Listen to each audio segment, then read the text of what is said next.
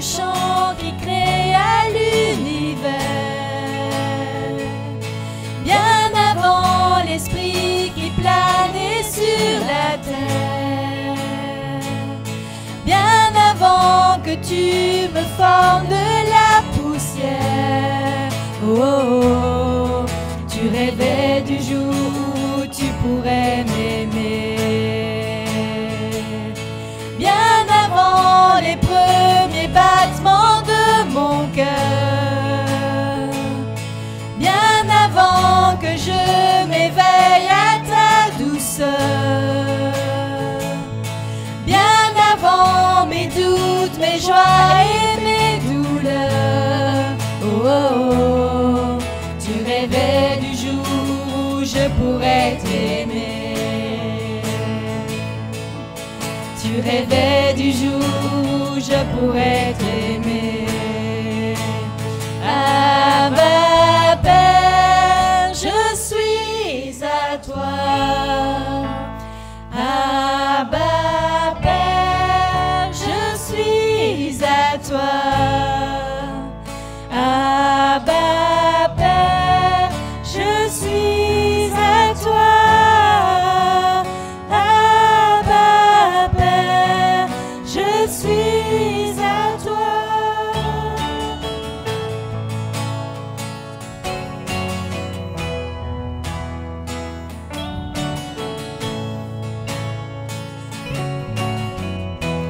Bien avant que Jésus marche sur la terre, bien avant le Fils qui nous montre le Père, bien avant que les cieux sur moi soient ouverts. Oh, oh, oh, tu rêvais du jour où tu pourrais m'aimer.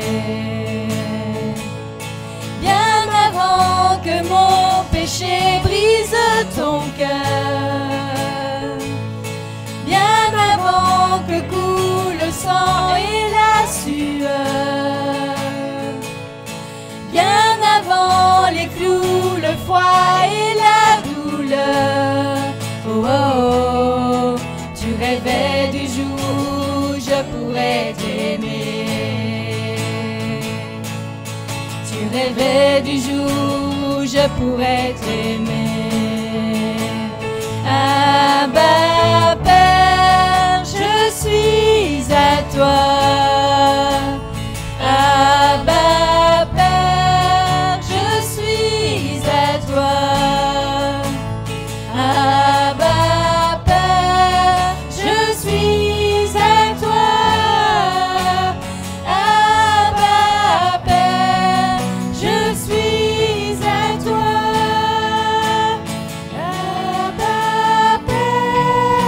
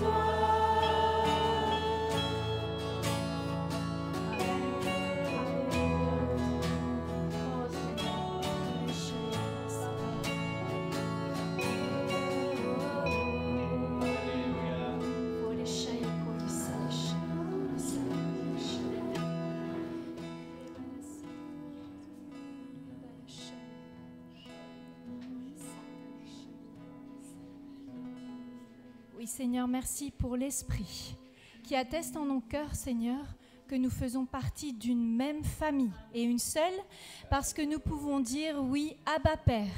Tu es notre Papa dans les cieux, tu es notre Père bien-aimé, et nous voulons te remercier parce que grâce à toi, eh bien, nous avons une identité nouvelle basée sur ton Fils Jésus-Christ. Merci parce que tu nous considères et tu nous vois comme saints et tu nous as choisis pour cette génération afin, Seigneur, d'apporter l'excellence en ton nom. Seigneur, viens visiter mes frères et sœurs maintenant. Viens les relever, viens les consoler, viens les fortifier. Viens, Seigneur, attester aussi à leur cœur par ton Saint-Esprit qu'ils sont précieux à tes yeux. Et Seigneur, que tu as des plans parfaits pour leur vie. Seigneur, merci, oui, parce que tu es ce phare dans la nuit. Tu es celui sur lequel nous pouvons nous appuyer. Seigneur, la semaine dernière, notre sœur nous a partagé cette vision que tu lui avais donnée, un phare qui est construit à même la roche et qui, malgré les tempêtes, reste debout. Merci Seigneur parce que tu es là pour nous afin que nous restions debout. Merci Seigneur parce que dans la tempête, c'est toi qui calmes la mer. Alors Seigneur, oui, sans ta lumière, que pouvons-nous faire? Mais Seigneur, nous savons qu'avec toi, nous avons la victoire et nous pouvons faire des exploits. Alors oui Seigneur, nous voulons acclamer ton nom. Nous voulons te dire combien nous t'aimons. Amen. Nous voulons te dire merci de nous avoir choisis pour l'excellence. Merci de nous avoir choisis pour regarder et lever les yeux vers toi, vers le haut et pas vers le bas. Je t'ai prié dans le puissant nom de Jésus-Christ. Amen. Amen.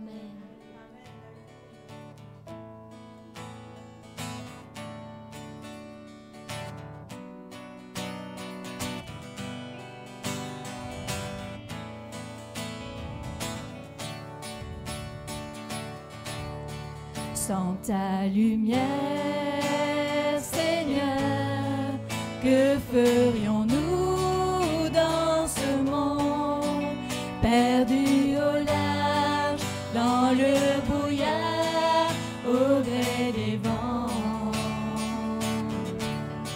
Sans ta lumière, Seigneur, où irions-nous dans ce monde? La mer est immense, sans ta présence, que ferions-nous? Comme un phare dans la nuit, tu brilles sur tes enfants, tu nous guides vers le port, au cœur de ton amour. Comme un phare dans la nuit, tu brilles sur tes enfants, tu nous guides vers le port, au cœur de ton amour.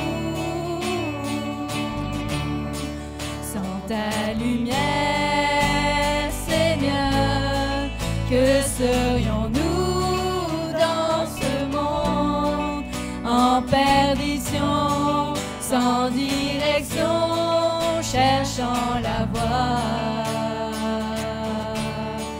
Sans ta lumière, Seigneur, où irions-nous dans ce monde? Que décider, qui écouter, que ferions-nous? Comme un phare dans la nuit, tu brilles sur tes enfants, tu nous guides vers le port, au cœur de ton amour. Comme un phare dans la nuit, tu brilles sur tes enfants, tu nous guides vers le port, au cœur de ton amour. Alléluia, Seigneur. Alléluia, Tu es Seigneur. cette lumière qui nous a appelés, Seigneur, et à nous qui t'avons répondu aujourd'hui, nous avons cette possibilité, cette grâce de pouvoir te découvrir jour après jour, Seigneur. Et ce que nous voulons faire ce matin, c'est rendre gloire à celui qui a tourné sa face vers nous. Celui qui était loin de nous s'est rapproché. Celui qui était inatteignable s'est rendu atteignable. Eh bien, il a donné son Fils. Merci, Seigneur, parce que ta vie, tu l'as donnée, non pas simplement pour que nous puissions passer une pas, mais nous puissions passer une éternité avec toi, Seigneur. Alors apprends-nous dès aujourd'hui à te découvrir, Seigneur, à nous tourner vers cette lumière qui nous guide vers la vie, Seigneur, à ne pas nous laisser aveugler par les lumières de ce monde qui voudraient nous détourner de toi et de ce que tu nous as promis, Seigneur. Mais restons bien captivés par toi, par ta bonté, Seigneur, par ta magnificence, par ta bonté, Seigneur. Parce que tu t'es tourné vers nous, Seigneur, ce matin, je veux encore te louer et te rendre gloire, toi. À toi le seul vrai Dieu, à toi celui qui a tout donné pour nous, Seigneur. Merci, merci tout simplement. Reçois ma vie, reçois ce que je suis, Seigneur Jésus. À toi la louange, la gloire et l'honneur parce que tu en es digne, Père. Amen. Amen. Alléluia. Alléluia. Oh, j'ai besoin de te sentir tout près de moi, d'être touché par ta présence, comme si c'était la première fois. Je ne suis pas indifférent à ce que tu as fait pour moi. J'ai pleinement réalisé combien j'ai besoin de toi.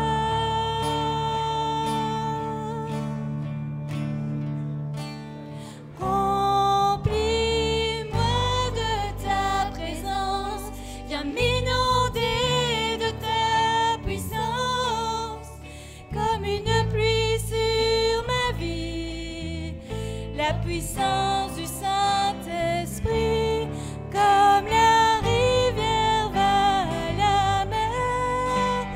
Moi j'irai à toi, te donnant tout ce que je suis, afin que tu remplisses ma vie.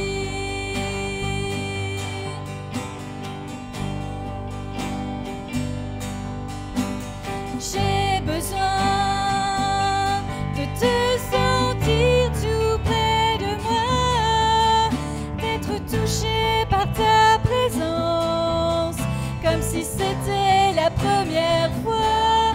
Je ne suis pas indifférent à ce que tu as fait pour moi. J'ai pleinement réalisé combien j'ai besoin de toi.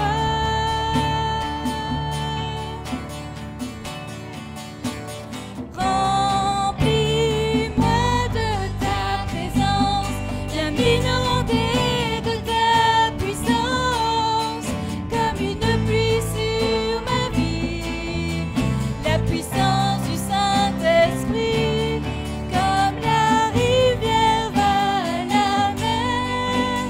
Moi j'irai à toi, te donnant tout ce que je suis, afin que tu remplisses ma vie. Remplis-moi de ta présence, viens m'inonder de ta puissance, comme une pluie sur ma vie, la puissance du Saint-Esprit, comme la rivière va à la mer. Moi j'irai à toi, te donnant tout ce que je suis, afin que tu remplisses ma vie, afin que tu remplisses ma vie.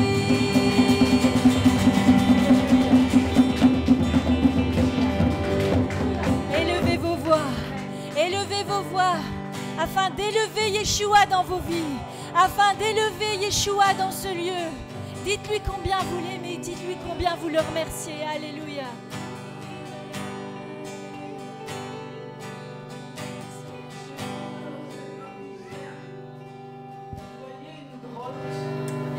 Au départ, la grotte elle était fermée. Elle s'est ouverte. Et il y avait un homme devant cette grotte. Il était penché comme le penseur là, vous voyez. Et il a des questions. Il pose des questions.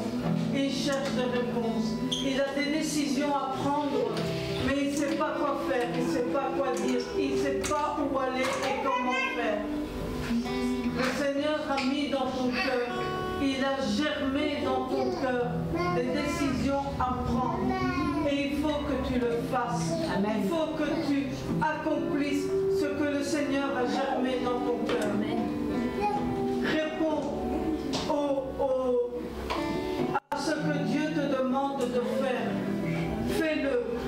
Parce que tu verras des grandes choses qui vont s'accomplir dans ta vie. Tu verras des miracles qui vont s'accomplir dans ta vie. Obéis à la voix de Dieu qui est dans ton cœur et qui te dit de faire ce que tu dois faire. Fais-le. Obéis à sa voix. Ne cherche pas à courir à gauche ou à droite. Ne cherche pas à dire je fais pas, je vais pas. Fais-le. Amen. Fais ce que Dieu te demande. Dans le nom de Jésus. Amen. Alléluia.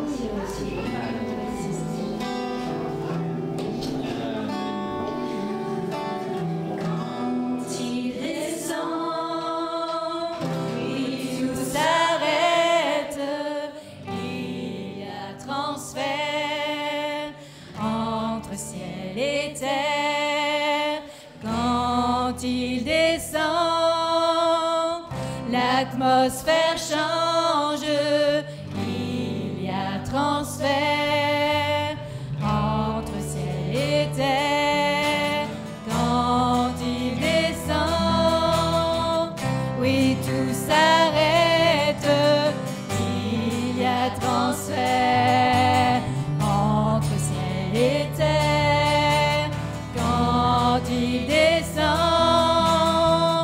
l'atmosphère change. Il y a transfert entre ciel et terre. Le Saint-Esprit est là. Le Saint-Esprit est là. Le Saint-Esprit est là. Le Saint-Esprit est là. Les maladies s'enfuient.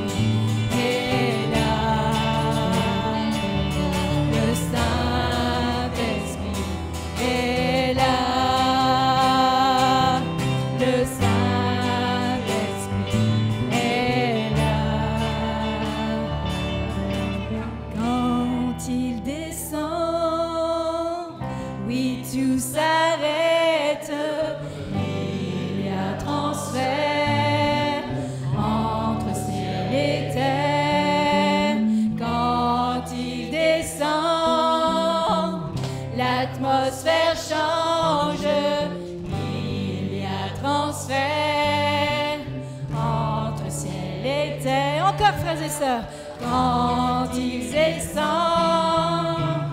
Oui, tout s'arrête, il y a transfert entre ciel et terre. Quand il descend, l'atmosphère change, il y a transfert entre ciel et terre. Les maladies s'enfuient, les aveugles voient, les paralytiques sautent de joie, les stériles enfants, les sourds entendent par sa puissance, par sa puissance.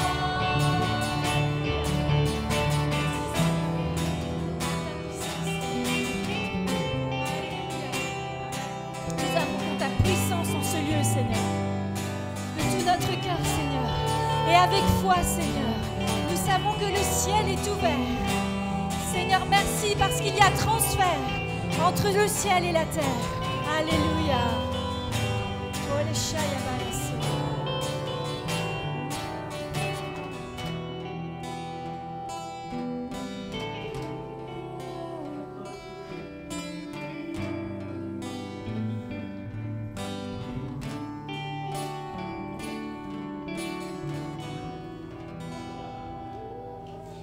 nous allons proclamer que nous servons un Dieu puissant. Amen. Un Dieu qui vient avec puissance. Un Dieu qui parle, qui n'est pas sourd. Amen. Amen. Et avec le son du chauffard, nous allons nous attendre au son du ciel, à ce que le ciel veut déverser ici encore maintenant. Amen.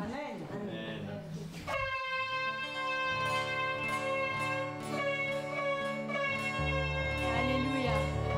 Déverse, Seigneur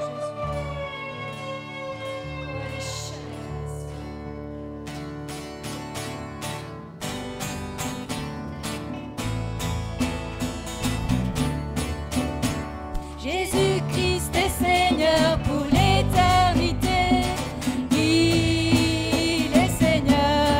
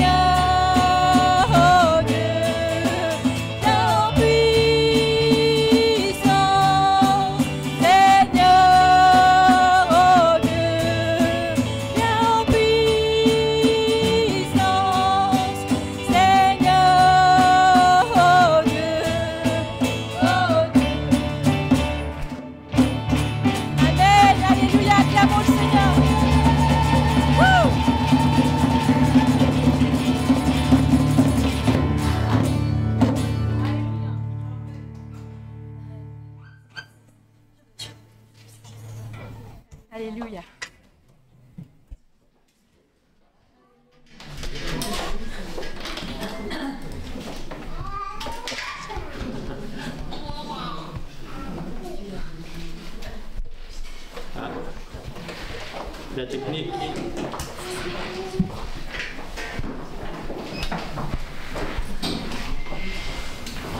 C'est bon? Oui? Et bonjour les vacanciers de retour. Ils sont bien bronzés, hein? Bonjour les amis internautes, j'espère que vous allez bien et que vous avez passé ce moment avec nous dans la communion fraternelle, la louange, l'adoration. Merci au groupe. Et bien sûr, nous allons continuer avec la prédication. Aujourd'hui, c'est notre frère Michel et je crois que si il n'a pas changé, il va nous parler de la souffrance, c'est ça? Voilà, Michel, je te laisse la place. En quittant ma chaise, ma femme a dit, on n'aime pas ça. On n'aime pas la souffrance. Et pour ceux qui reviennent de vacances, vous allez dire, drôle de thème. On était bien sous le soleil. Et il va nous parler de souffrance. On a souffert quand vous n'étiez pas là, n'est-ce pas? On a souffert de pluie, n'est-ce pas? Alors, le véritable thème, c'est le mystère de la souffrance. Tout le monde dit le mystère de la souffrance. Dis encore à ton voisin que nous allons parler du mystère de la souffrance. Avec un peu plus d'enthousiasme. Quand on parle de la souffrance, il faut un peu plus d'enthousiasme. Oui. On va parler du mystère de la souffrance. Alors, qu'est-ce qu'un mystère? Alors, le mystère, vous direz, c'est quelque chose qu'on ne comprend pas. Le mystère, c'est un saint secret. C'est quelque chose qui est caché. Et vous me direz, ah, mais je sais d'où vient la souffrance. Ça vient du fait qu'Adam et Ève ont péché. C'est vrai, c'est l'origine du péché, c'est l'origine de la mort, c'est l'origine de la souffrance. Et nous sommes tous plongés dans cette souffrance. Dis à ton voisin que la souffrance ou la douleur sont inévitables. Vous êtes enthousiasmés, mais c'est la réalité. Je parle de la réalité du monde, n'est-ce pas? Alors, qu'est-ce qu'on a dans ce monde? Qu'est-ce qu'on a dans ce monde? Nos premiers parents vivaient longtemps. Vous savez, je parle du temps d'Adam et Ève, n'est-ce pas? Ils vivaient longtemps parce qu'il n'y avait pas autant de pollution. Bien sûr, dès qu'ils ont péché, il y a eu une perturbation dans le monde. Il y a eu un dérèglement climatique, un dérèglement physique. N'est-ce pas? Ils vivaient longtemps. Puis, après, comment il s'appelle le gars qui a construit l'arche? Après Noé, le Seigneur a dit que les jours de l'homme seront de 120 ans. 120 ans, il y a très peu qui atteignent même 120 ans. Il y a très peu même qui le dépassent, n'est-ce pas? 120 ans. Donc, l'espérance de vie a commencé à diminuer, n'est-ce pas? Pendant un temps, la médecine a relancé les choses, mais avec le modernisme ou la modernité, malgré qu'on a de très bonnes choses de la médecine, il y a la pollution partout. Pollution sonore, pollution atmosphérique, pollution des ondes. Ah, les ondes! On téléphone, c'est près de notre cerveau. On les a dans notre poche, c'est près de nos organes les plus privés, n'est-ce pas? Ah, la fertilité, n'est-ce pas? Bon, moi, à mon âge, fertilité, ça compte plus, n'est-ce pas? Mais c'est pour vous dire qu'on n'en sortira pas indemne. Vous comprenez ce que je veux dire? On est bombardé de partout. Ça, c'est ce qui nous atteint physiquement et mentalement. Alors tu dis à ton voisin que la douleur est inévitable. La souffrance est inévitable, quoi qu'on dise. Alors, on va prendre un texte de la Bible. On va prendre un texte dans Marc 8. Marc 8. Marc 8, au verset 31. Je vais plutôt lire le verset 34, mais on va commencer au verset 31 pour donner un peu le contexte. Le contexte, c'est Yeshua annonce ses souffrances et sa mort. OK? Yeshua annonce ses souffrances et sa mort et comment suivre Yeshua. D'accord? Au verset 31, il est dit cela. Il est dit ceci. Alors, donc Yeshua, alors il commença à leur apprendre qu'il fallait que le Fils de l'homme, Ben Adam, il fallait que Ben Adam souffrit beaucoup. Vous comprenez? Il fallait, c'était nécessaire. Qu'il fût rejeté des Akénim, des anciens, qu'il fut rejeté par les principaux Kohanim, les principaux sacrificateurs, et par les docteurs de la Torah, et qu'il fut mis à mort, et qu'il ressuscita 3 jours après. Alléluia. Il leur disait ces choses ouvertement. Et Képha, Pierre, l'ayant pris à part, se mit à le reprendre. En quittant ma chaise, ma femme m'a dit, on n'aime pas ça, on n'aime pas la souffrance. Pierre, l'impétueux, Pierre le sanguin, lui dit, mais ça va pas, non? Parler de mort, parler de souffrance, ça ne fait pas partie du plan divin, ça. Hello? Parce que ça n'arrangeait pas Pierre. Qu'est-ce que ces gens voulaient? L'esprit est bien disposé, mais la chair est faible. La chair aime le confort. La chair aime la facilité. Alors Képha, Pierre, l'ayant pris à part, se mit à le reprendre, verset 33. Mais Yeshua, se retournant et regardant ses talmidim. Talmidim, c'est quoi? Disciples. Ses disciples. Regardant ses talmidim. Un disciple, c'est quelqu'un qui apprend. Un disciple, c'est quelqu'un qui est attaché à son maître. Il y a 2 ou 3 semaines, le pasteur a parlé de Hasidim. Vous avez dit Hasidim? Hasidim signifie quoi? Hasidim, c'est les dévots, c'est les consacrés, c'est les personnes dévouées. Un Hasidim, nous sommes des Hasidim. Dites, nous sommes des Talmidim, nous sommes des Hasidim. Nous sommes des tzadikim, des justes, alléluia. Nous sommes des kedoshim, des saints, alléluia. Tout le monde peut le dire.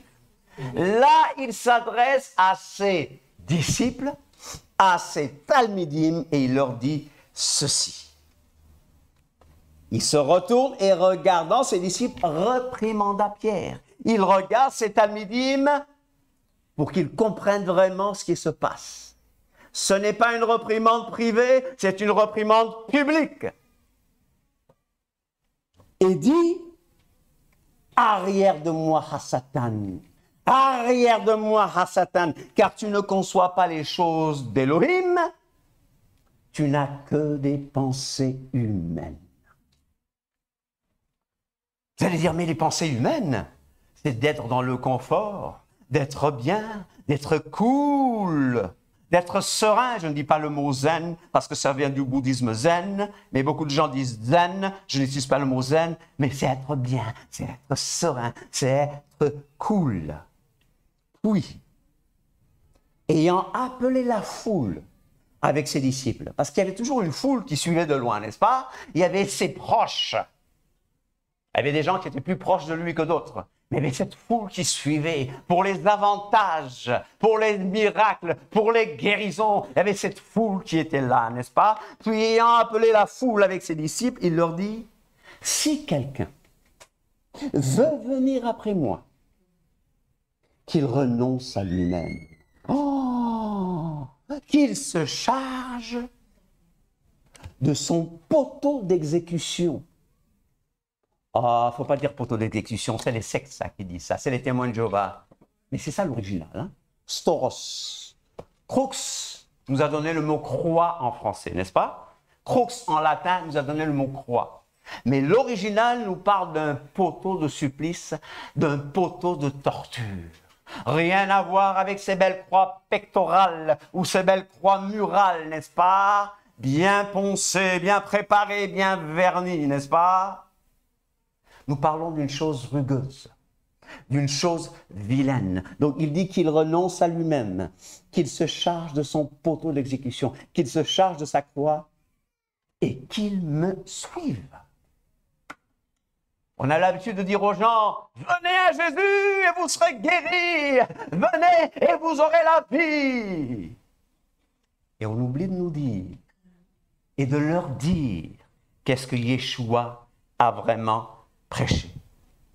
Si quelqu'un veut suivre le Messie, si quelqu'un veut suivre le Mashiach, qu'il renonce à lui-même, qu'il renonce à ses propres intérêts, qu'il renonce à se dire « je suis quelqu'un », qu'il renonce à ses passions. Aux jeunes, la Bible dit « fuis les passions de la jeunesse ». Hello, fuis les passions de la jeunesse. Hein? Les passions de la jeunesse. Ce qui nous fait du bien. Ce qui excite notre cerveau, la partie là, du plaisir. On a parlé du sucre la dernière fois. Et on sait que la plus grande drogue, c'est quoi? C'est le sucre tue plus que les autres drogues, chers amis. La plus grande drogue, c'est le sucre. Et vous savez comment c'est fait? Comment est-ce que le sucre s'est éparpillé dans le monde? Eh bien, des gens disent que le sucre est bon. Ils sont allés en Afrique, ils ont pris mes anciens... Vous savez, je suis descendant d'esclaves et je suis descendant de maîtres d'esclaves. Hein? Je suis métis, moi. Hein? D'accord? Donc, j'ai des ancêtres esclaves et j'ai des ancêtres maîtres d'esclaves. Donc, ils ont pris certains de mes ancêtres, ils les ont emmenés en Amérique et dans d'autres îles, comme le Cap-Vert, pour cultiver la canne à sucre. Donc, ce sucre-là même part d'une mauvaise chose, d'une chose inique, d'une chose mauvaise. Mais naturellement, nous aimons le plaisir. Mais le Messie, loin, nous dit, si quelqu'un veut venir après moi, donc si quelqu'un veut suivre Mashiach, qu'il renonce à lui-même. Et la Bible nous enseigne à faire mourir en nous tout ce qui appartient à la terre. Oh! Et à traiter durement son corps. Oh! Paul a dit, je traite durement mon corps et je le tiens assujetti. Et à cesser de ne penser qu'à soi, à ne pas chercher ses propres intérêts, mais à faire placer les intérêts du royaume avant. La psychologie moderne nous dit, bien sûr, tu es bien, tu as droit au bonheur, et c'est vrai. Et le coaching, n'est-ce pas, avec ce qu'on appelle le développement personnel, nous dit, oui, tu es ceci, et c'est bien vrai. Et c'est vrai que nous sommes fils du roi des rois. Alléluia. Nous sommes la tête et non la queue, mais la Bible nous dit clairement, encore une fois, de ne rien faire par vaine gloire. Alléluia, mais que l'humilité vous fasse regarder les autres comme étant au-dessus de vous-même. Oh, alléluia. Il n'y a pas d'alléluia là? Revêtez-vous d'humilité, car Elohim résiste aux orgueilleux, mais il fait grâce aux humbles. Humiliez-vous donc sous la main puissante d'Elohim, afin qu'il vous élève au temps convenable. Et Yeshua dit, car quiconque s'élèvera sera, et quiconque sera abaissé sera élevé. Donc dis à ton voisin, oublions l'orgueil. Considérons les autres comme étant au-dessus de nous-mêmes. Je parle de la douleur. Je parle de la souffrance. La douleur, c'est ce qu'on sent dans le corps. La souffrance, c'est plus psychologique, n'est-ce pas? C'est l'interprétation même qu'on va donner à la douleur. Qu'est-ce que la Bible nous dit? Le disciple, le talmide, se charge de sa croix. Le talmide doit donc prendre son poteau d'exécution. Le talmide se charge de son instrument de torture, son instrument de supplice. C'est ce que Yeshua nous a dit de faire. Sinon, nous ne pouvons pas être son disciple. Alors, c'est quoi la croix aujourd'hui? C'est quoi la croix pour nous? Ce sont encore ces souffrances inévitables qui sont associées à notre foi en Dieu. N'est-ce pas? Il y a des souffrances inévitables qui sont rattachés à ma foi en Yeshua HaMashiach. Oh, il n'y a pas de quoi s'en réjouir. Non, la Bible dit, réjouissez-vous au contraire. Réjouissez-vous au contraire de la part. Dis à quelqu'un, réjouis-toi de la part que tu as aux souffrances du Christ. Réjouis-toi. Dis à quelqu'un, tu as une part aussi. Tu as une part aux souffrances. Mais dis-lui, attention, ici, je parle des souffrances du Christ. Ce n'est pas la même chose que n'importe quelle souffrance. Dis, je parle des souffrances du Christ. Pas n'importe quelle souffrance, les souffrances du Christ, n'est-ce pas? Réjouissez-vous au contraire. Je sais qu'un Messie cloué sur le bois n'attire pas beaucoup de gens, c'est scandale pour les Juifs et folie pour les païens.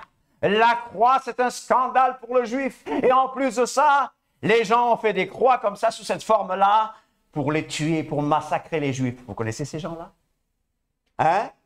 Oui, oui, il y a beaucoup de gens au nom du Christ qui ont tué les Juifs. N'est-ce pas? Les croisés. Et ils ont massacré des musulmans en même temps. Vous allez dire, c'est les musulmans, c'est eux qui ont commencé d'abord. D'ailleurs, pour les musulmans, la croix est une folie. Pour les musulmans, Jésus n'est pas mort sur la croix. C'est Judas qui est mort sur la croix pour eux, vous voyez?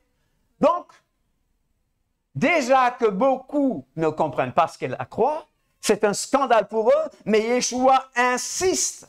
Il insiste que tu dois te charger de ton poteau de supplice. C'est quoi la croix? Moïse. En parlant de Moïse, dans Hébreux, il est dit que Moïse a aimé mieux être maltraité avec le peuple de Dieu que d'avoir pour un peu de temps la jouissance du péché. Moïse a choisi de ne plus être égyptien, mais véritablement hébreu. Il a refusé la jouissance du péché. Dis à ton voisin, la jouissance du péché, elle est passagère. Vous connaissez cette affaire, 5 minutes de plaisir et je suis un peu vulgaire aujourd'hui. Je parle de vraies choses, n'est-ce pas? Chers amis, il a préféré être maltraité. Vous allez à la fin, ma femme va me dire, tu ne veux pas dire ça, tu ne veux pas dire ça, n'est-ce pas? N'est-ce pas? Renoncer à une vie agréable. Moïse a regardé la honte, le blâme du Christ comme une richesse plus grande que les trésors de la terre. Alléluia! La croix a plus de valeur que ce que le monde peut m'offrir. Alléluia! Vous me croyez? Vous croyez la Bible? Yeshua a dit encore à Pierre, il n'est personne qui ayant quitté, à cause du royaume de Dieu, sa maison, ou sa femme. Ah ben, Jésus a dit qu'on peut quitter sa femme. Il n'a pas dit de divorcer. D'accord? Ou ses frères, ou ses parents, ou ses enfants ne reçoivent beaucoup plus dans ce siècle-ci et dans le siècle à venir la vie éternelle. Ah, suis-je devenu votre ennemi en vous disant la vérité?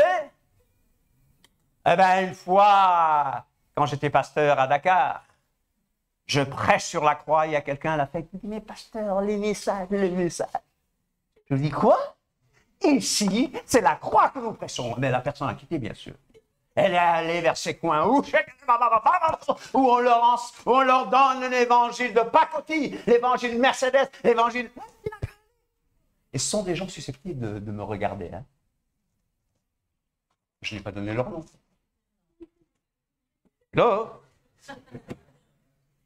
une dame aussi venait de se convertir au Bénin. On lui a dit, mais à Dakar, il y a Michel, communauté chrétienne évangélique, Liberté 1. Elles sont arrivées pleines de zèle, n'est-ce pas?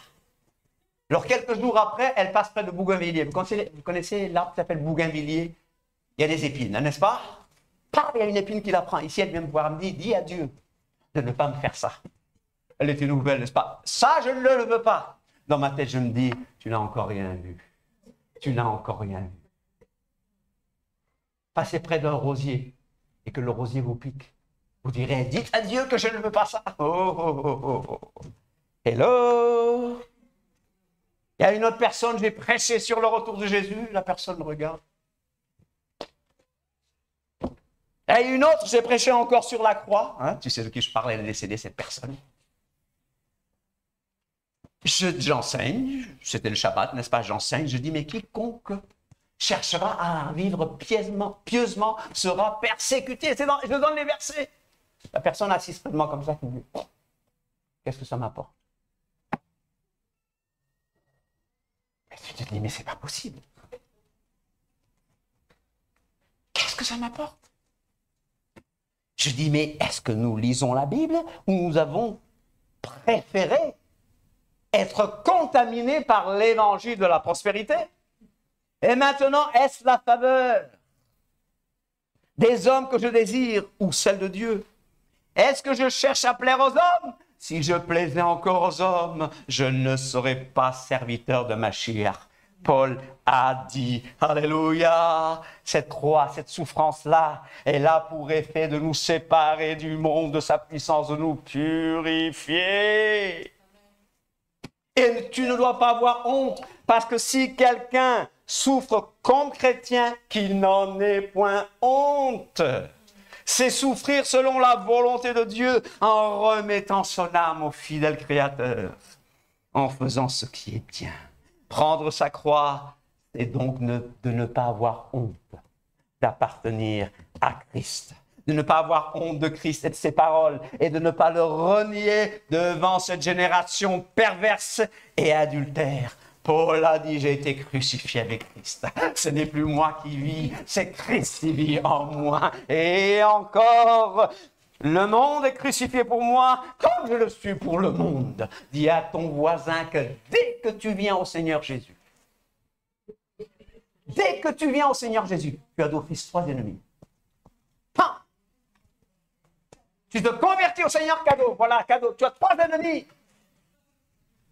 Le monde, la chair et le diable. Je recommande d'office le monde, tout le monde dit le monde, la chair et le diable. Le monde, c'est la société organisée hors de la volonté de Dieu. C'est la société qui a ses valeurs. Nous avons nos valeurs. Ce sont les valeurs du royaume de Dieu. Nous n'avons pas les mêmes valeurs. Et sachez que le monde, ce système inique, ça veut dire mauvais, ne nous aime pas. Le monde, la chair. Bon, quand je parle de la chair, je ne parle pas de la viande. Hein? D'accord? Quand je parle de la chair, je ne parle même pas du corps. Bien que la chair, la nature purement humaine, s'exprime par le corps. N'est-ce pas? On est d'accord? Il y a inimitié entre l'esprit qui vit en moi et ma nature purement humaine. Mon vieil homme, vous savez, il a été crucifié, d'accord? Ma nature pécheresse a été crucifiée. OK? Ma nature pécheresse, je ne suis plus pécheur, je suis quoi? Un saint. Je suis kadosh. Soyez saints comme je suis saint. Soyez parfaits comme notre Père Céleste, comme votre Père Céleste est parfait. Ah, il est kadosh. Ah, ta kadosh, tu es kadosh, alléluia. Et quand je pêche, en général, je ne pêche pas en prêchant. Quoi. Quand je pêche, je dis à ta kadosh, tu es saint. Et moi, j'ai été quoi? Insensé. Et je reviens à lui.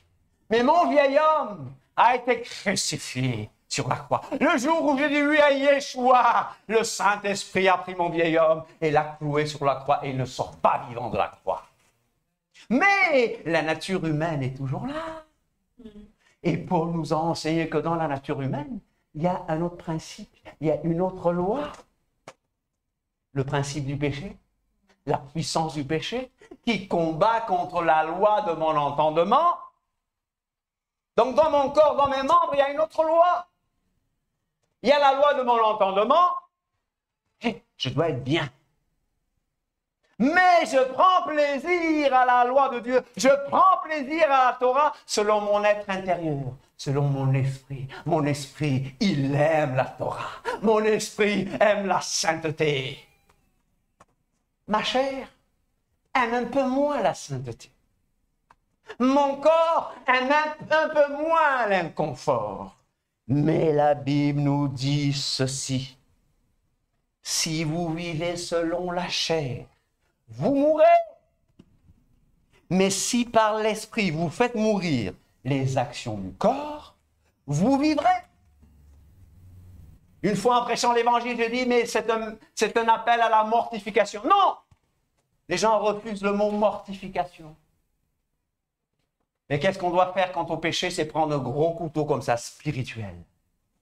Dire non, tu ne fais pas ce que tu veux. Qu'est-ce que Paul a dit? Je traite durement mon corps, n'est-ce pas? Et je le tiens assis, j'ai dit, de peur d'être moi-même rejeté après avoir prêché aux autres. Au Sénégal, il y a une secte, tu connais les Mbaïfal? Ils prennent des gourdins. Vous connaissez les gourdins? Gourdin, c'est français? Oui, Gourdin. Gourdin, oui, gourdin, c'est français, n'est-ce pas? Sinon, on vous ramène à l'école, n'est-ce pas? Médecin après la mort, c'est français aussi, n'est-ce pas? Pompier après le feu, c'est français, n'est-ce pas? Alors, ils prennent de gros gourdins. Ils se martyrisent. Et nous avons des amis cathos qui font des kilomètres à pied, comme ça, sur les genoux. Mais ce n'est pas ça, traiter durement son corps. Traiter durement son corps, c'est prendre son poteau de supplice. Faites donc mourir les membres qui sont sur la terre. L'impudicité. L'impudicité, c'est quoi? C'est la débauche, l'impureté, les passions, les mauvais désirs et la cupidité qui est... La cupidité, c'est quoi? L'amour de l'argent, qui est une idolâtrie. Et l'amour de l'argent est une racine de tous les maux. Il y a un athée, un soi-disant athée qui met sur Facebook, oui, l'argent est une racine de tous les maux et pourtant les pasteurs passent leur temps à demander de l'argent. Je dis, hey Joe, c'est pas ce que la Bible dit, hein? C'est un ignorant. Comme regardez. Il ne sait pas ce que la Bible dit. J'ai jamais dit ce que la Bible dit, parce que la Bible dit l'amour de l'argent est une racine de tous les maux. Tu te donnes au Seigneur, pan! Quoi, ennemi? Le monde, la chair et le diable.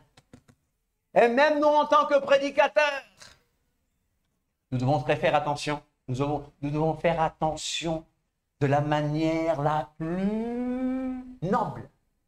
Parce que quand on est prédicateur, on a beaucoup de pouvoir. Quand on est pasteur, on a beaucoup de pouvoir. On a un grand pouvoir de manipulation. Et il y a des pièges pour un serviteur de Dieu. La femme, le sexe, le pouvoir et l'argent. Demandez au pasteur. Quand on est pasteur, on a un très grand pouvoir parce que les gens ont confiance en nous. On peut faire des abus de pouvoir. Donc, il faut toujours prendre sa croix et dire non. Je n'abuserai pas de mon pouvoir. 3 pièges. Et le diable, il a toujours les mêmes tactiques. Il nous attire par quoi? La convoitise de la chair. Hein? 1er Jean 2,16, la convoitise de la chair. La convoitise des yeux. Et l'orgueil de la vie. C'est comme ça qu'il a eu Adam et Ève. Plutôt Ève. Adam était sage. Ça commence par les femmes, n'est-ce pas? Non? La convoitise de la chair. L'arbre est bon à manger. La convoitise des yeux. L'arbre, c'était agréable à la vue. L'orgueil de la vie, n'est-ce pas? Et vos yeux vont s'ouvrir et vous serez comme des dieux. Dis à ton voisin, c'est comme ça que le diable attaque, sur ces 3 points-là. Et il a fait la même chose avec Yeshua, vous le savez. Dans Matthieu 4, il est dit clairement que Yeshua a été emmené au désert par le Saint-Esprit pour être tenté par le diable. Oui, le Saint-Esprit emmène au désert pour que le diable le tente. Et si on dit diable, ça vient du grec diabolo, qui veut dire qui divise. On cherche un peu plus loin, qui accuse, le diffamateur, le calomniateur. Et vous allez voir que le diable va vous accuser devant Dieu. Il va accuser votre conscience, c'est un accusateur. Mais il va utiliser les mêmes choses pour Yeshua, n'est-ce pas? La convoitise de la chair, mais on ordonne que ces pierres deviennent du pain. La convoitise des yeux, il le fait monter sur une grotte montagne. Et voilà, je t'offre tous ces royaumes de la terre, en utilisant des passages bibliques. Yeshua a répondu avec contexte. Et il l'a même élevé. Et j'ai vu ce coin-là. Sur l'esplanade du temple. J'ai dit à ma belle-mère, mamie, tu vois, c'est là que le diable a emmené Yeshua. Et lui a dit de sauter d'en bas, n'est-ce pas? Et que les anges allaient le récupérer, n'est-ce pas? Dis à ton voisin que le diable utilise toujours les mêmes méthodes. Mais tu dois lui dire non et dire non à ta chair.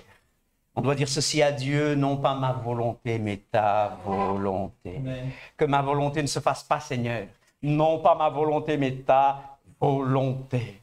Dis à quelqu'un, tu vois qu'être disciple de Jésus a un coût, n'est-ce pas? Il y a un coût. Il a tout payé pour notre salut, mais il y a un coût.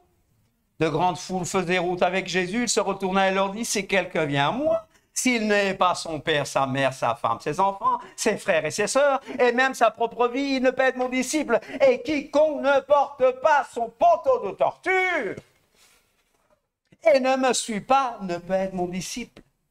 Ainsi donc, quiconque d'entre vous ne renonce pas à tout ce qu'il possède, ne peut être mon disciple. Ah, en plus, il faut renoncer à tout ce qu'on possède? Déjà, tu me dis de renoncer à moi-même. Bon, d'accord, je veux faire un effort. Mais renoncer à ce que je possède, à ma Cadillac, à mon jet privé. Vous avez compris que Yeshua doit passer en premier. Avant la famille, avant ceci, avant la voiture. Et renoncer à ce qu'on possède ne veut pas dire qu'il ne faut rien avoir. Mais c'est-à-dire que ces choses ne doivent pas me posséder. Hello. Je ne dois pas trouver ma sécurité dans ces choses. Si vous regardez la télévision, les infos, je regarde quand même les infos. Je sais que beaucoup de gens ne veulent pas regarder les infos, mais le monde va mal. Sur une île paradisiaque de Hawaï, il y a une ville qui a été presque rayée de la terre, de la carte. Ils avaient tout. Ah, qui n'aimerait pas aller à Hawaï? On m'a invité à Hawaï une fois. Et j'ai dit non. J'ai dit non. Il y avait des raisons. Parce que c'est quelqu'un qui essaie de me posséder. C'était pour le ministère, une formation dans le ministère. Mais il voulait que j'aille à Hawaï, parce qu'il dit, voilà, regardez, je forme tant de gens. J'ai dit non, ça ne m'intéresse pas. Mais ma chère aurait aimé aller à Hawaï. Ces îles paradisiaques. On se dit qu'ils n'ont pas de problème, ils ont tout perdu. Et ce n'est pas seulement à Hawaï, c'est partout. Où on perd tout. Alors, si ces choses sont notre sécurité, si notre valeur vient de ces choses-là, alors nous n'avons rien. Il faut dire, ma valeur vient de Dieu. Je ne possède rien et je ne perds rien. Nous sommes venus, on nous habille en général, mais on n'emmène rien avec nous. Quoi qu'on mette dans le cercueil, nous n'emmènerons rien. Ainsi donc, quiconque d'entre vous ne renonce pas à tout ce qu'il possède, ne peut être mon disciple. Et le disciple n'est pas plus que son maître, mais tout disciple accompli sera comme son maître. Mais Yeshua a dit, regardez, et pourtant l'a emmené à la croix, et les femmes pleuraient sur lui. Il leur a dit, écoutez, il leur dit ceci, si l'on fait ces choses au bois vert, qu'arrivera-t-il au bois sec? Dis à ton voisin, le bois vert, c'est Yeshua. Le bois vert, c'est Yeshua. Alléluia. Fructueux. Il porte des fruits. Et le bois vert, normalement, n'attire pas le feu. On est d'accord? Quand c'est vert, ça n'attire pas le feu. Mais quand il fait chaud, comme il a fait chaud au sud de l'Europe et au nord de l'Afrique, qu'est-ce qui se passe? Des incendies. Alors, si l'on fait ces choses au bois vert, qu'arrivera-t-il au bois sec? Vous savez, il y a des gens qui sont saints ici, qui sont très saints. Même vous qui êtes plus saints que moi, vous qui êtes plus saints que nous, devant Yeshua, vous êtes comme du bois sec. Hello? Je n'insulte personne. Et le bois sec attire le feu. Et il y a des gens qui vont provoquer le feu. Il y a des pyromanes, n'est-ce pas, qui vont mettre le feu. Mais dis une chose, pour les saints, le feu sera purificateur. Alléluia. Si tu demandes le feu de Dieu te purifie. Mais pour quelqu'un qui n'est pas saint, le feu, le massacre. Et là, vous me suivez toujours? S'il a souffert, à plus forte raison, nous, Si lui a souffert, vous allez dire, mais où est la bonne nouvelle dans tout ça? Où est la bonne nouvelle dans tout ça? J'attends la bonne nouvelle. L'amour de l'argent est une racine de tous les maux. Je l'ai déjà dit. Nous n'avons rien apporté dans le monde et nous n'emporterons rien. N'est-ce pas? Je dis tout ça. Mais Yeshua dit, je vous ai dit ces choses afin que vous ayez la paix en moi. Vous aurez des tribulations dans le monde. Mais la fin du passage nous dit, j'ai vaincu le monde. Alléluia. À qui irions-nous? Tu as les paroles de la vie éternelle. Parce qu'il y a beaucoup qui, entendant les paroles dures de Jésus, ont dit, voilà, on ne le suit plus. Mais à qui irions-nous? Ne voulez pas vous aussi vous en aller? Simon-Pierre lui répondit, Seigneur, à qui irions-nous? Tu as les paroles de la vie éternelle. La dernière fois, je dis à Vincent, si on prêche, le monde nous critique. Si on ne pêche pas, si on ne prêche pas, on tombe dans les mains de Dieu. Donc nous avons un dilemme, donc que le monde me critique, que le monde fasse de moi ce qu'il veut. Mais moi, je sais une chose, dans toutes ces choses, nous sommes plus vainqueurs. Il nous fait toujours triompher en Christ. Alors, bien-aimés, ne soyez pas surpris, comme d'une chose étrange, qui nous arrive de la fournaise qui est au milieu de vous, pour vous éprouver. Réjouissez-vous au contraire de la part que vous avez aux souffrances de Christ. Vous me suivez? Paul a dit, mes persécutions, mes souffrances. À quelle souffrance n'ai-je pas été exposé? Mais Paul dit, souviens-toi de Yeshua HaMashiach, issu de la postérité de David, pour lequel je souffre. Je souffre, je supporte tout à cause des élus. Dis à ton voisin, il y a des choses que nous, prédicateurs, nous supportons à cause de vous. Nous le supportons à cause de l'Évangile. Jusqu'à cette heure, nous souffrons la faim, la soif, la nudité. Nous sommes maltraités, errants, ça et là. Et même le fait d'avoir un salaire. Qu'est-ce que Paul a dit? Si d'autres jouissent de ce droit, l'ouvrier mérite son salaire. Celui qui prêche l'Évangile doit vivre l'Évangile. C'est biblique, hein? Mais si d'autres jouissent de ce droit sur vous, n'est-ce pas plutôt à nous d'en réjouir? Mais nous n'avons point usé de ce droit. Au contraire, nous souffrons tout afin de ne pas créer d'obstacle à l'Évangile de Christ. Si nous sommes enfants, nous sommes héritiers et co-héritiers, si toutefois nous souffrons avec lui. Vous comprenez? Donc, il dit encore, je me réjouis maintenant dans mes souffrances pour vous. Dis à ton voisin, les pasteurs souffrent pour vous, les vrais. Parce qu'il y a des escrocs. Et les escrocs, le diable les laisse tranquilles. C'est les vrais que le diable attaque. Parce qu'il n'est pas partout le diable, mais ces démons lui font des rapports. Attention, à Kievrin, on est en train de proclamer l'Évangile. Ah bon? Je vais aller voir moi-même. Il va envoyer certains mots. Hello? Hello? Je me réjouis maintenant dans mes souffrances pour vous et ce qui manque aux souffrances de Christ. Ah bon? Il manque les souffrances de Christ? Et ce qui manque aux souffrances de Christ, je l'achève en ma chair pour son corps. Dis à ton voisin, il y a des choses qui manquent aux souffrances de Christ. Dis à ton voisin. Il n'y a pas de piège. Je ne parle pas de la passion du Christ. Hein. Je ne parle pas de ce qu'il a fait sur la croix. Ça, c'est parfait. Il n'y a plus rien à rajouter. Mais l'Église, en tant que corps du Christ, a une part de souffrance à endurer. Voici la bonne nouvelle. Il y a de meilleures nouvelles tout à l'heure, n'est-ce pas? La mesure de souffrance de l'Église est déjà fixée. Dieu l'a fixée. Plus certains membres souffrent, moins certains souffriront. Plus le pasteur souffrira, moins vous souffrirez. Ne te fâche pas avec moi. Hein. J'ai eu ma dose de pastorat. Je sais qu'on nous poignarde, qu'on nous critique, n'est-ce pas? Et je ne renonce pas. Vous savez, quand l'Évangile est rentré dans ma famille, ça a commencé par la famille de mon père, sur une île montagneuse du Cap-Vert. Alors, une de ses sœurs s'est convertie et le papa de mon père est venu lui a dit, « Ah bon, tu t'es converti au protestantisme? Fais le signe de croix. » Non. Pas. Fais le signe de croix. Non. Pas. Cette sœur a souffert pour que nous ne souffrions pas. Vous voyez ce que je veux dire?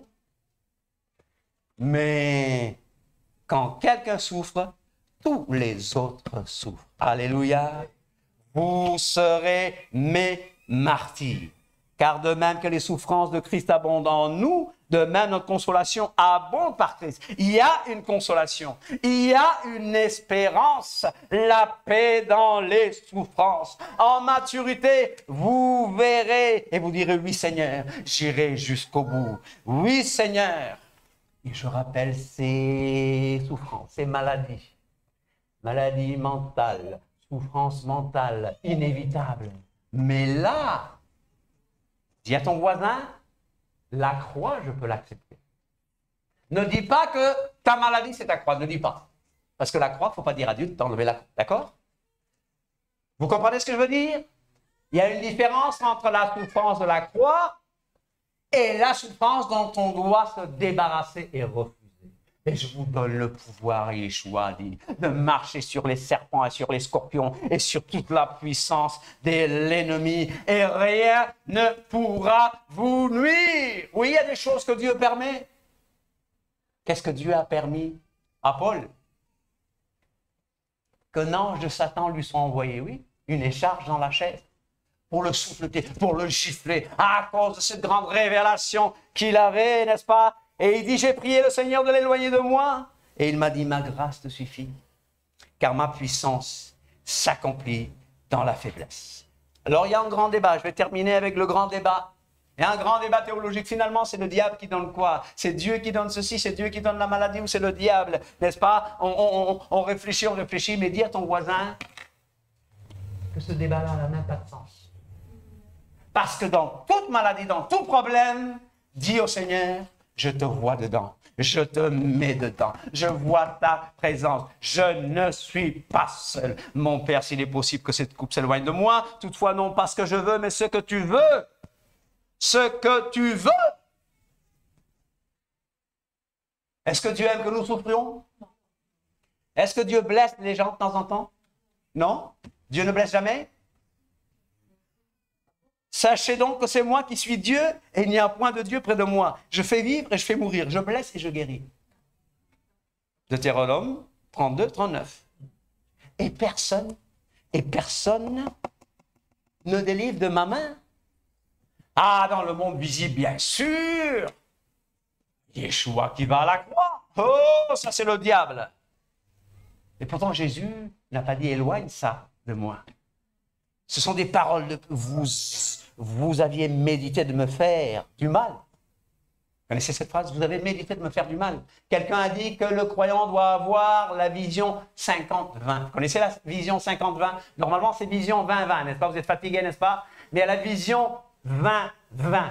Mais à la vision 50-20. C'est quoi la vision 50-20? Genèse 50, verset 20. Et qui parle?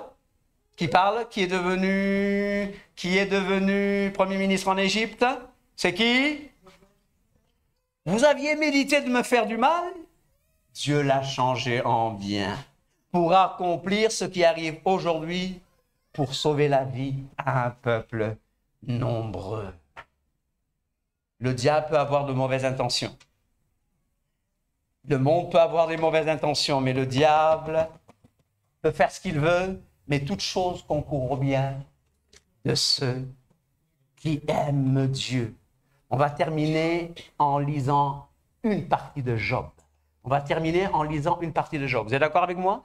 On va lire une partie de Job. Quand on parle de la souffrance, on pense à Job. Pourquoi est-ce que le juste souffre? Pourquoi est-ce qu'un Dieu de justice et d'amour permet la souffrance? Pourquoi Job 1, Job dans l'adversité, Job 1, verset 1, chapitre 1, verset 1, il y avait dans le pays d'Ouz un homme qui s'appelait Job. Et cet homme était intègre et droit, il craignait Elohim et se détournait du mal. Dis à ton voisin, je parle d'un juste ici. Je parle d'un homme intègre. Je parle d'un juste. Je parle de quelqu'un qui n'a rien fait de mal. Et le verset 3 nous dit, et cet homme était le plus considérable de tous les fils d'Orient. Au verset 6, regardez le verset 6. Or, les fils de Dieu, les Bénéa Elohim, c'est les anges, un jour se présentèrent devant l'Éternel, et Satan vient aussi au milieu d'eux. Le Satan est venu au milieu d'eux. Oh, comment est-ce possible? Satan, ça veut dire l'adversaire, l'opposant. L'Éternel dit à Satan, « D'où viens-tu » Et Satan répondit à l'Éternel, « De parcourir la terre et de m'y promener. » L'Éternel dit à Satan, « As-tu remarqué mon serviteur Job? Il n'y a personne comme lui sur la terre. C'est un homme intègre et droit, craignant Elohim et se détournant du mal. » Et Satan répond, oui, accusateur. Et Satan répondit à l'Éternel, « Est-ce d'une manière désintéressée que Job craint Elohim? Ne l'as-tu pas protégé, lui, sa maison, et tout ce qui est à lui, tu as béni l'œuvre de ses mains, et ses troupeaux couvrent le pays. Mais tant ta main touche à tout ce qui lui appartient, et je suis sûr qu'il te maudit enfin. » L'Éternel dit à Satan, « Voici, tout ce qui lui appartient, je te le livre. Seulement, ne porte pas la main sur lui, et Satan se retira devant l'Éternel. » Et qu'est-ce qui se passe? Conséquence, il perd ses enfants, il perd sa maison, il perd ses troupeaux, il perd ses enfants, il perd ses biens, n'est-ce pas? On est d'accord? Verset 20. Verset 19. Et voici un grand vent est venu de l'autre côté du désert et a frappé contre les quatre coins de la maison. Verset 20, j'ai déjà dit ça. Alors Job se leva, déchira son manteau et se rasa la tête, puis se jeta par terre, il se prosterna et dit, « Je suis sorti nu du sein de ma mère, et nu je retournerai dans le sein de la terre. Adonai Nathan, Adonai Lakach. L'Éternel a donné, l'Éternel a ôté. Que le nom de l'Éternel soit loué. » En tout cela, Job ne pécha point et n'attribua rien d'injuste à Dieu. Donc, quand tu souffres, ne dis pas c'est ta faute, Seigneur. Reste ferme. Reste ferme. Vous savez, le diable, il agit toujours de la même manière. Il est très intelligent, mais il agit de la même manière. Et il y a des gens qui laissent tomber le ministère.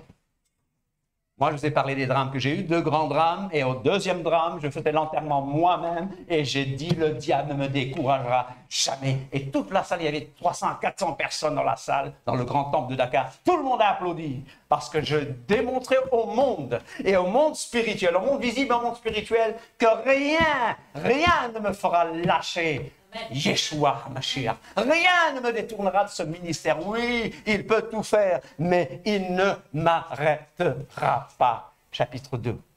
Or, les fils de Dieu vinrent encore une fois se présenter devant l'Éternel. Satan vint au milieu d'eux, se présenta devant Dieu, etc., etc. L'Éternel nous. Verset 3, l'Éternel dit à Satan, « As-tu remarqué mon serviteur, Job? Il n'y a personne comme lui sur la terre, c'est un homme intègre et droit, craignant Elohim et se détournant du mal. Il demeure ferme dans son intégrité et tu m'excites à le perdre son motif. » Verset 4. Et Satan répondit à l'Éternel, « Peau sur peau, peau sur peau. » C'est quoi ça, peau sur peau? Tout ce que possède un homme, il le donne pour sa vie. Il l'accuse de quoi? Job est un égoïste. Il a laissé ses enfants mourir. Sa maison est détruite. Tant que lui-même sauve sa peau, ça va. C'est ce qu'il dit à Dieu. Dis à ton voisin de temps en temps, il y a des malheurs qui nous tombent dessus parce qu'il y a eu une discussion entre Dieu et le diable. Oui, je ne savais pas qu'ils se parlaient. Je ne savais pas qu'ils dialoguaient. Je ne savais pas qu'ils conversaient. Mais qu'est-ce que Yeshua a dit à Pierre? Shimon, Shimon. Pierre, c'est quand tu es fort. Tu es fort. Shimon, c'est quand tu es faible. Shimon, Shimon. Satan vous a réclamé pour vous cribler comme du froment. Mais j'ai prié pour toi afin que ta foi ne... Il n'a pas dit non, j'ai interdit. Il a dit j'ai prié pour toi. Cribler comme du froment, c'est quoi cribler? Cribler de balle, c'est faire des trous. Mais cribler comme du froment, cribler le blé, c'est quoi? C'est tamiser. Voir ce qui est bon, analyser. Il y a des démons qui sont allés lui dire que tu es dangereuse pour son royaume. Je vais analyser alors. Je vais voir Vincent et tout. Et il va accuser. Et qu'est-ce que Dieu dit? J'ai prié pour toi afin que ta foi ne défaille point, n'est-ce pas?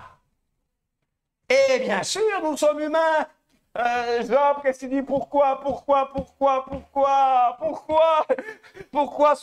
ne suis-je pas mort dans le ventre de ma mère? Pourquoi ai-je trouvé des genoux pour me recevoir? Pourquoi ai-je vu un sein matin? Pourquoi? Et il a 3 amis, 3 mauvais conseillers qui viennent lui dire, c'est parce que tu as péché, alors repens-toi. Non, ce n'est pas ça, je n'ai pas péché. Il y a un autre qui vient, Elihu, qui est un peu plus intelligent, lui dit, peut-être que Dieu veut t'empêcher de passer par tel ou tel péché. Ce n'est pas ça. Et l'Éternel va intervenir par sa puissance et par sa gloire. Dis à ton voisin dans tel malheur, dans tel ou tel malheur, même la femme de Job lui a dit, maudit Dieu et meurt. Et là, le diable va le toucher physiquement. Un ulcère malin, il va commencer à se gratter comme ça. Mais Seigneur, pourquoi moi? Il y a un de mes fils. Nous étions à l'hôtel Kajanuma. Vous savez ce qu'il a fait? Il a fait Yamasaki. C'est Yamasaki qu'on dit. Il a sauté plusieurs mètres. Il a cogné un pot de fleurs. Il s'est fendu le pied. On était en Casamance, au sud du Sénégal. On ne connaît pas. Il fallait prendre un taxi et aller à l'hôpital. N'est-ce pas? Heureusement qu'on lui a cousu les pieds. Il me dit, pourquoi moi? Je dis, pourquoi pas toi? Avec toutes les bêtises que tu fais. Et nous avons tous tendance à dire, pourquoi moi? Lève-toi et dis en toutes ces choses. Lève-toi, on va se lever, on va dire, Seigneur, en toutes ces choses, nous sommes plus. Seigneur, le Seigneur va manifester sa puissance.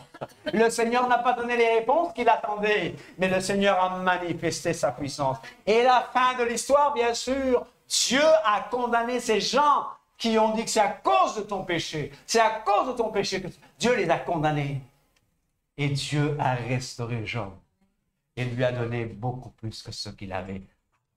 Donc, dans ton malheur, au lieu de dire le diable m'a fait ceci, dis Seigneur, tu es là avec moi et je combattrai. Ma croix, je la porterai. Ma croix, je ne dis pas au Seigneur de me l'enlever. Mais les douleurs qui viennent du diable, les douleurs qui ne sont pas à moi, j'ai mes souffrances, comme Paul a dit, mais j'ai des souffrances qui ne sont pas à moi. Donc je les refuse. Par le nom de Yeshua HaMashiach, je vous ai pris 4 minutes de plus, mais soyez bénis. Merci beaucoup, pasteur. Il est 12h04 et le prêtre a sonné là-bas. Amen.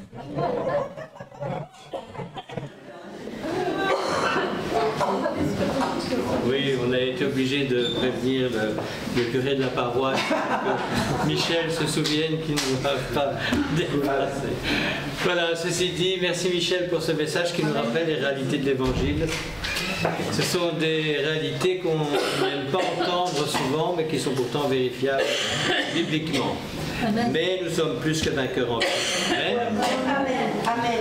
Voilà les amis internautes, je vous souhaite une bonne semaine et vous rappelle bien sûr et surtout à l'Assemblée que demain à 20h il y a notre réunion de prière et la réunion d'enseignement ce mercredi à 19h30. Soyez bénis, à très bientôt.